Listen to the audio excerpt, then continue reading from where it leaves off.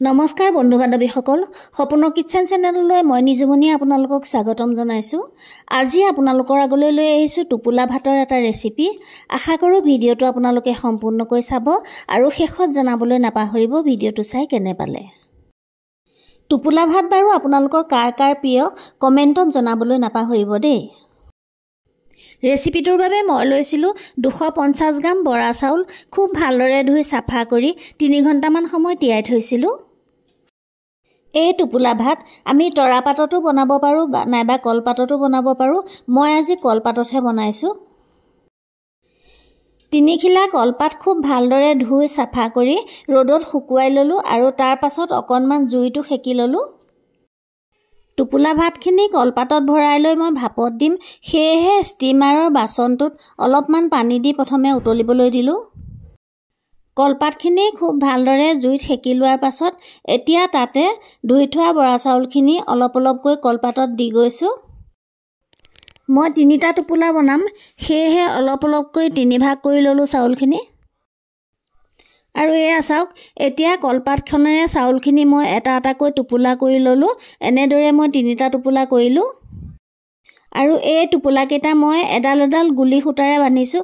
আপোনালোকে কলপাতৰ ঠাৰিৰে বান্ধিলেও হ'ব। মই কলপাতৰ ঠাৰিৰে বান্ধোতে ছিগি গ'ল, সেয়েহে এনেদৰে ৰছী দি বান্ধিছোঁ। ৰছী দি বান্ধিলেও একো অসুবিধা নহয়। এয়া চাওক, সুন্দৰকৈ বান্ধি ল'লোঁ। আৰু এতিয়া ষ্টিমাৰৰ বাচনটোত পানীখিনি যে উতলি আছিলে তাৰ ওপৰতে ষ্টিমাৰৰ ফুটা থকা বাচনটো দি তাতে এতিয়া 3টা টোপোলা মই দি দিম।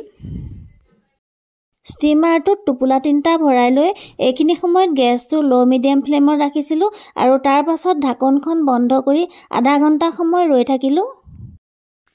আধা ঘণ্টা সময় ভাপত দিয়াৰ পাছত এটা এটাকৈ টোপোলাকেইটা খুলিলোঁ।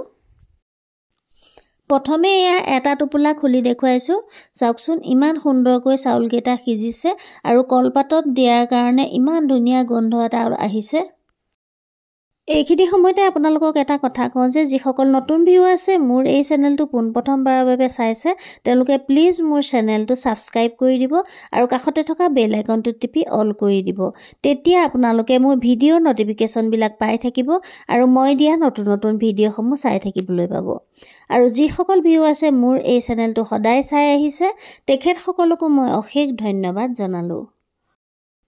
এয়া প্ৰথমে মই এটা টোপোলা এয়া বাতি এটালৈ উলিয়াই লৈছোঁ আৰু এতিয়া গুড় আৰু এৱা গাখীৰ দি এইখিনি পৰিৱেশন কৰিম। এনেদৰে গুড় আৰু এৱা গাখীৰৰ লগত ভাপত দিয়া বৰা চাউলৰ জলপান খাবলৈ বহুত টেষ্টি হয়। এই ভাপত দিয়া বৰা চাউল মাটিমাহ বা মাংসৰ লগতো খাবলৈ বহুত ভাল লাগে। আজি আমি ঘৰত এৱা গাখীৰ আৰু দৈ গাখীৰৰ লগত পৰিৱেশন কৰিলোঁ। এভাগ এৱা গাখীৰৰ লগত আৰু এয়া চাওক, এভাগ দৈ গাখীৰৰ লগত পৰিৱেশন কৰিম। এনেদৰে দৈ গাখীৰ আৰু এৱা গাখীৰৰ লগতো বৰা চাউলৰ টোপোলা ভাত খাবলৈ বহুত সুস্বাদু হয়।